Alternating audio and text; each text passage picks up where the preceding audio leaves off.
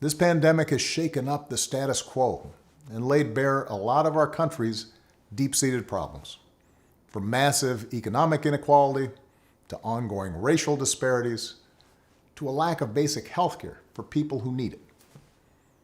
It's woken a lot of young people up to the fact that the old ways of doing things just don't work. That it doesn't matter how much money you make if everyone around you is hungry and sick.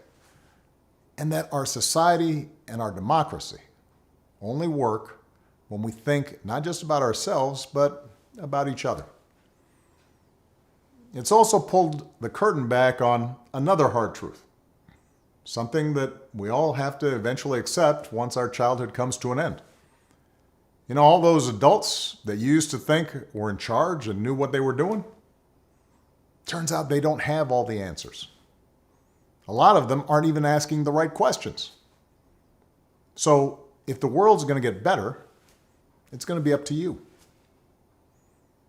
That realization may be kind of intimidating, but I hope it's also inspiring. With all the challenges this country faces right now, nobody can tell you, no, you're too young to understand, or this is how it's always been done. Because with so much uncertainty, with everything suddenly up for grabs, this is your generation's world to shape. Since I'm one of the old guys, I won't tell you what to do with this power that rests in your hands, but I'll leave you with 3 quick pieces of advice. First, don't be afraid. America's gone through tough times before: slavery, civil war, famine, disease, the Great Depression, and 9/11. And each time, we came out stronger. Usually because a new generation, young people like you, learned from past mistakes and figured out how to make things better. Second, do what you think is right. Doing what feels good, what's convenient, what's easy, that's how little kids think. Unfortunately, a lot of so-called grown-ups, including some with fancy titles and important jobs, still think that way, which is why things are so screwed up.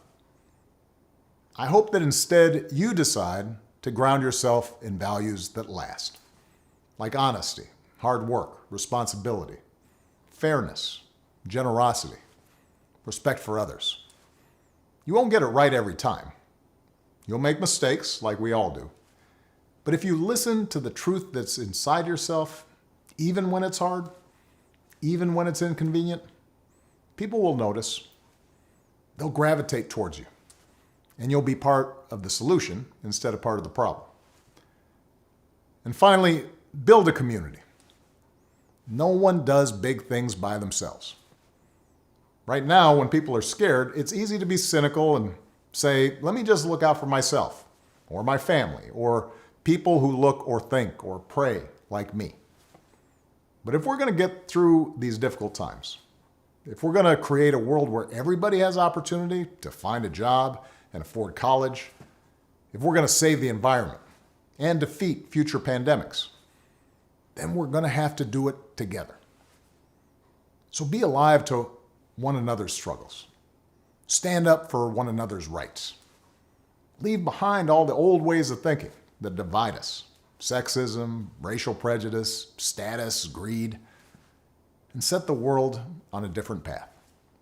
When you need help, Michelle and I have made it the mission of our foundation to give young people like you the skills and support to lead in your own communities and to connect you with other young leaders around the country and around the globe.